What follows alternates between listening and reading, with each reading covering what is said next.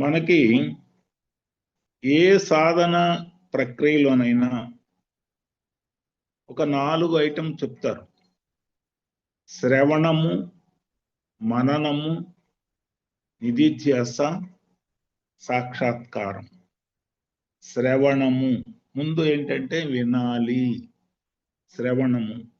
మననము విన్నదాన్ని మళ్ళీ రిపిటేషన్ చేసుకోవాలి. మననం ఇంటికి వెళ్ళిన తర్వాతనో ఇక్కడుండో రిపిటేషన్.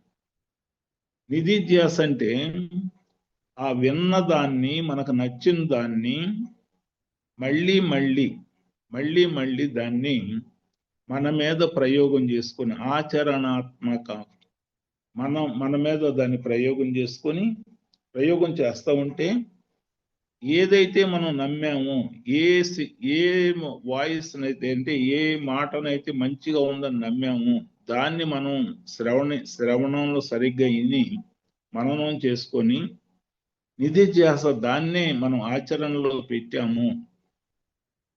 ఆఖరికి ఆత్మ సాక్షాత్కారం అని చెప్తారు. అంటే అదే మనం అయిపోతాము.